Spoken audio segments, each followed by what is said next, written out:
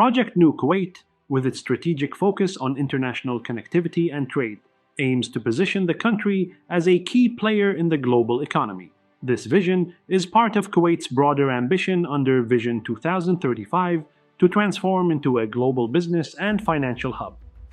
Central to this vision is the enhancement of international connectivity, fostering robust trade relations and creating an environment conducive to business and investment.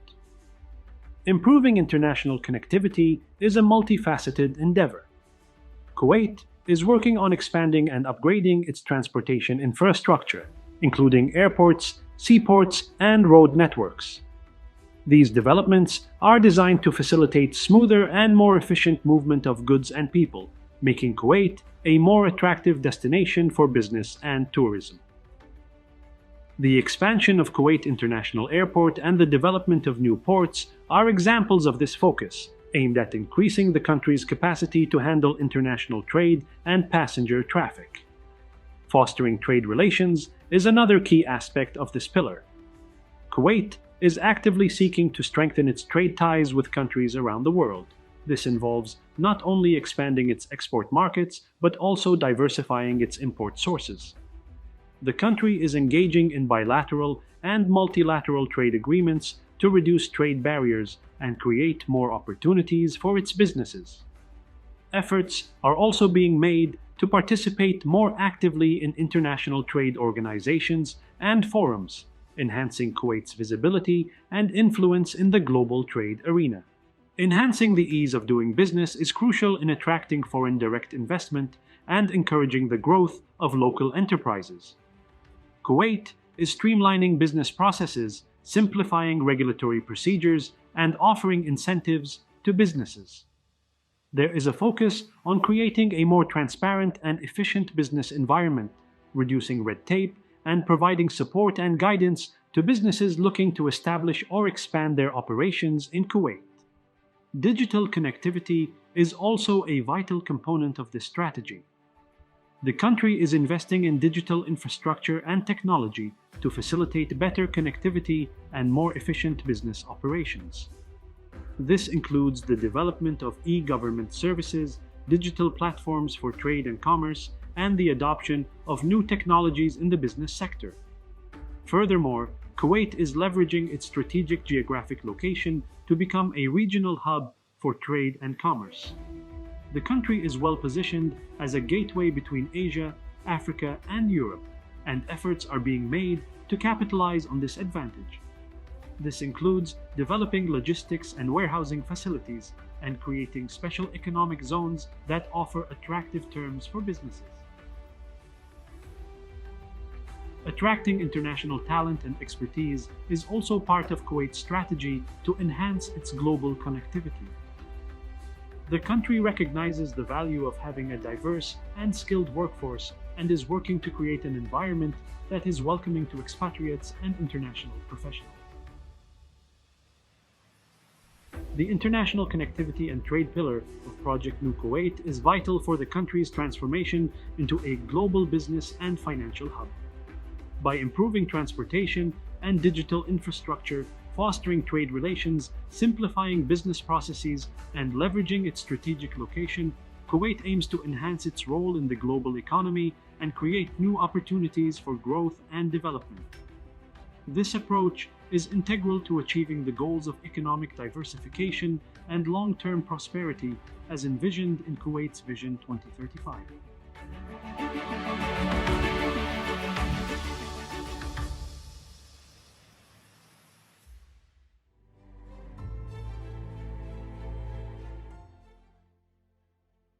Hello and welcome, dear viewers, to our program New Kuwait.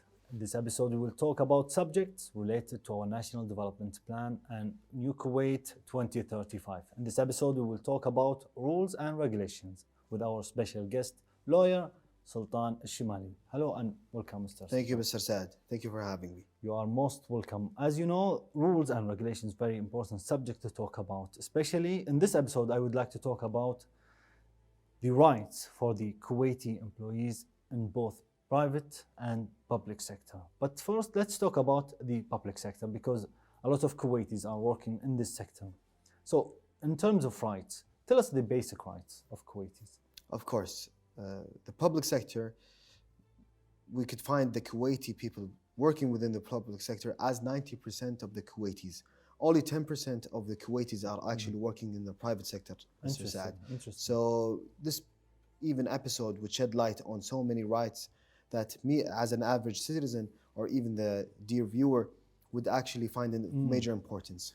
Now, one of the easiest, starting from the back, is that every Kuwaiti employee has the right to have promotions, have the right to, who entitled to sick leaves, are entitled to, even if there is a problem within their workforce, you could have a demotion, which is the contrary of the promotion, and also being fitted to have positions he would have some motives to work for. So for Kuwaitis employee to go in leading positions, there are actually rights are written from the civil assembly they give you, but a lot of people they don't read it. I think this is a mistake because I recently read my rights, and when I read them, I felt stronger because I know how to talk to my supervisor, to my even manager. This is not implying me. I am here to do this and this and this. Why a lot of Kuwaitis, they don't read what they need, especially the rights? Mr. Saad, there's so many rights that you have to keep in mind because this work, you're reliable to get this work as a wage for your day-to-day life expenses. And you're also, this work you're gonna be spending 20, 30 years perhaps, who knows? But Mr. Saad, even in the workforce, you're also entitled to come into disagreement with even your, who we would say is managing your workforce, your boss, in other ways. And this boss sometimes would tell you, Mr. Saad, please do me this 1, 2, 3, 4. And that might be even illegal. So you're entitled to say no.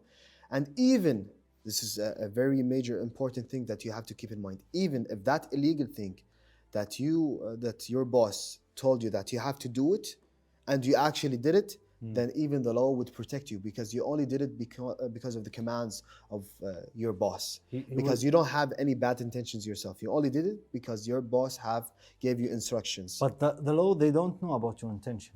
Maybe you are in with your boss to do this illegal thing, which is something that's obviously which is something that you're gonna have to explain. So you mean that the manager or the supervisor are responsible for all the employees? Of course. If it's something illegal and it straight away came from your boss, and you've actually committed this as a crime, but you only did it because you wanted to, even if you do it as intentionally. command. Even if you do it intentionally. This is gonna have to be on the prosecutions. The prosecutor would go ahead and explain: did you have a bad intention, or you don't have bad intention? Did you only follow the guidelines within work or not? Actually, these are known in the streets because you know the laws of the street, and you are a lawyer, Mr. Sultan.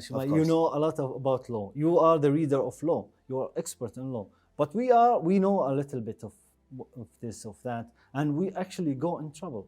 Sometimes we repay what they pay us from the ministry and from the institutions here in Kuwait.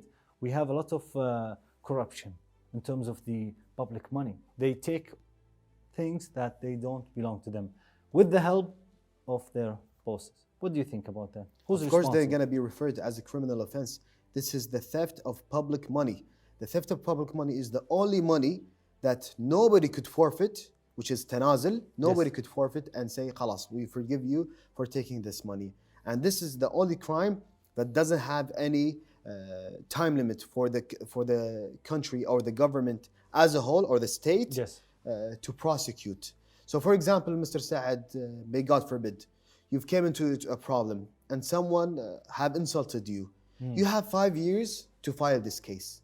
If you've surpassed this 5 years and you didn't initiate this case, then you have forfeited this right.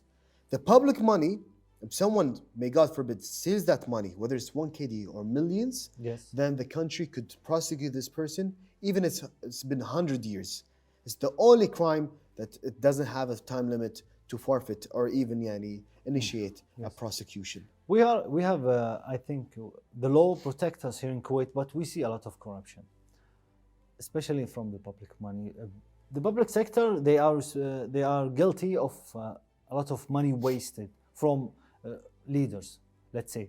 Do you think that we need to change regulations? We need to do something about this phenomenon, which is corruption. Of course, bad intentions or bad management is something that we need to take into aspect and into consideration in trying to fix our country as a whole. Yes. Mr. Saad, there are some major reforms that have been being negotiated, and of example which would be that for a person, because what is being instated right now, anyone who would be fitted to hold a position as a manager is by al-aqdamiyya, which means whoever have been spending more year into the workforce, he's more entitled to handle this position. But now, it's not about the years you've been spending in this workforce. It's about the achievements you've been achieving for your work.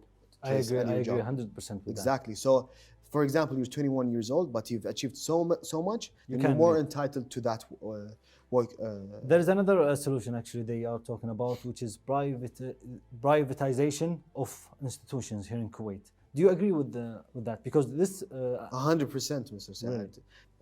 To my belief, Mr. Saad, in the private sector, if you do a bad job, you're going to get held responsible. Yes. And if you do a good job, you're going to be rewarded for that. The same is going to be implemented in the public sector, which is something spectacular. Yes.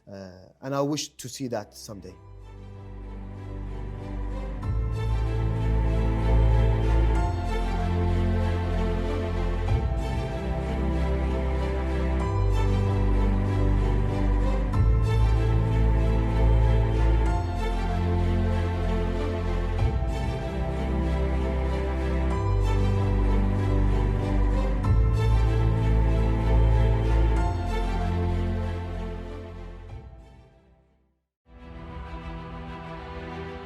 Project New Kuwait, a key part of the country's Vision 2035 plan, places a strong emphasis on human capital development. Recognizing that the prosperity and progress of a nation are fundamentally linked to the skills and well-being of its people, this pillar aims to nurture a workforce that is not only skilled and knowledgeable, but also healthy and well-rounded. The focus is on equipping Kuwaitis to excel in a rapidly evolving, knowledge-based global economy. Investment in education is a cornerstone of this strategy. The government is working to enhance the quality of education at all levels, from primary through to higher education. This involves updating curricula to include more focus on critical thinking, creativity, and digital literacy, skills essential for the modern workplace. Efforts are also being made to align educational output with the needs of the job market, ensuring that graduates are equipped with the skills that are in demand in the economy. Vocational training and professional development are also key areas of focus. Specialized training programs are being developed to provide practical skills and hands-on experience in various fields, particularly those identified as growth sectors under the New Kuwait Plan.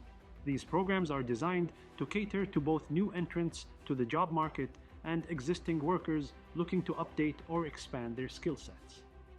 In addition to formal education and training, the development of soft skills is also being emphasized. Skills such as communication, teamwork, and problem-solving are increasingly recognized as crucial for success in the workplace. Initiatives are being introduced to foster these skills from an early age and throughout the educational journey. Healthcare is another critical component of the human capital development strategy. A healthy workforce is essential for economic productivity and growth. The government is investing in healthcare infrastructure, including hospitals and clinics, to ensure access to high-quality healthcare services for all citizens. There is also a focus on preventive healthcare and wellness programs, promoting healthier lifestyles and reducing the incidence of chronic diseases. Moreover, there is an understanding of the need to create a supportive and inclusive work environment that can attract and retain talent. This includes policies aimed at achieving a better work-life balance, promoting gender equality, and ensuring fair and equitable treatment in the workplace. Attracting and retaining top talent, both from within Kuwait and from abroad, is also part of this strategy. This involves creating attractive career opportunities and ensuring a competitive and appealing work environment.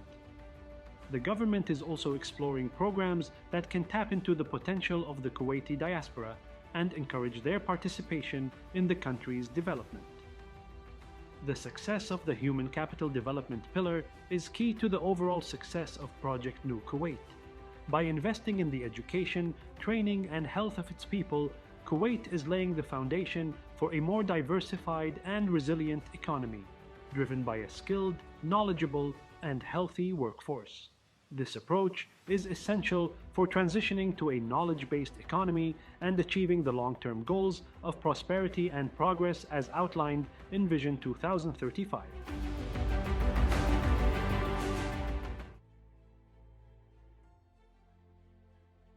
Mr. Sultan, to talk about employment here in Kuwait and to connect this with our national development plan, we talk about creative human capital. We want experts here in Kuwait. So we are in need actually for some experts in the public sector more, and I think the private sector is healthy already. We want to take it to the public sector, which is something very vital to our development. In terms of the Kuwaiti workers, do you see value because you are in the private sector, being a lawyer, you practice law? What do you think about our employees here and our experts? Working in the public sector? Yes. Of course, I would say they're the backbone of the economy here in Kuwait. And having foreigners working in the public sector is also a necessity. We could use their advantages, Yes. and we could use their expertise. For example, I've had American experts within the oil fields working also in a semi-public sectors here in Kuwait. And they have been a great advantage. And I've been negotiating in a friendly matter, and I've been talking to one of my friends who's also an oil expert. He's a petroleum engineer. Yes. And he told me I've been being paid handsomely.